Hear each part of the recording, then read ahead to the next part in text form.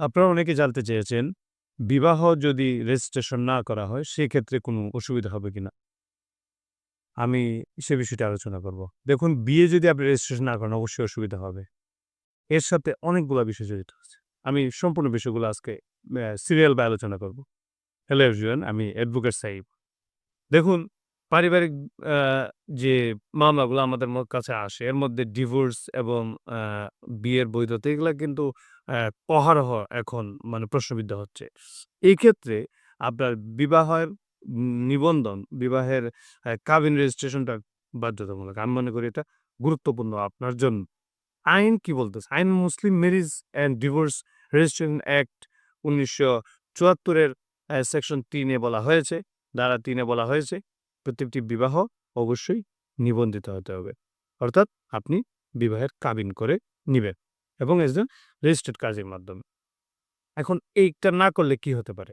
এটা না করলে আপনার অনেকগুলো সমস্যা হতে পারে। ১ম কথা হচ্ছে দেখা গেল আপনি বিয়ে করার কিছুদিন পরে আপনার হাসব্যান্ড মারা গেল। সেক্ষেত্রে?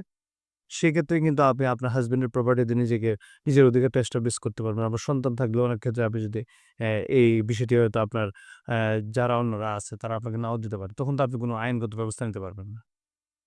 দ্বিতীয়ত নিতে পারলেও এটা খুবই মানে আপনার জন্য কঠিন হয়ে যাবে। দ্বিতীয়ত আপনার হাসব্যান্ড থাকা অবস্থায় আপনি তার কাছ থেকে যদি ভরণ-পোষণ না পান, আপনি কিন্তু ভরণ-পোষণ ক্লেইম করতে পারবেন না।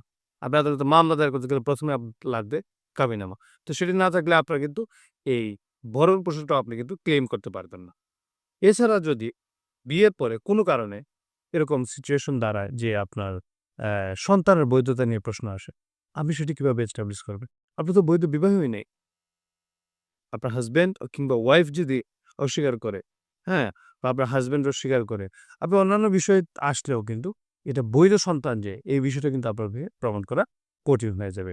তারপরে হচ্ছে আপনার অনেক সময় বিবাহ বিচ্ছেদ কিংবা তালাকের ক্ষেত্রেও কিন্তু কাবিননামা অনেক গুরুত্বপূর্ণ। আর না হলে কিন্তু আপনি বৈধভাবে আপনি সঠিকভাবে আপনি এই তালাক ডিভোর্সটাও কিন্তু করতে পারবেন না। এছাড়াও বিভিন্ন প্রতারণার ঝুঁকি থাকে। তো সর্বোপরি বিবাহটা নিবন্ধিত করে নিলে সবচাইতে ভালো এবং আপনি অবশ্যই এর জন্য অনুমোদিত কাজী দ্বারা বিবাহটি নিবন্ধন করে নিবেন। এখন বিষয় হচ্ছে বিবাহ অনেকেই বলে যে কোর্ট ম্যারেজ। কোর্ট ম্যারেজ বলতে আদতে আইনে কোনো শব্দ নাই। আদালতে যে এফিডেভিট করে যে বিবাহ করা হয় সেটি কিন্তু আসলে আইন সিদ্ধ নয়। আপনারা চেষ্টা করবেন রেজিস্টার্ড কাজীর মাধ্যমে কিংবা একজন আইনজীবীর কাছে আসলে আইনজীবীরা কিন্তু কাজী দিয়ে বিয়ে পড়ায়। আমরা অনেকেই আ আইনজীবী সহকারী কিংবা বিভিন্ন মাধ্যমে প্রতারিত হই। আপনারা অবশ্যই কাবিননামাটি বুঝে নিবেন।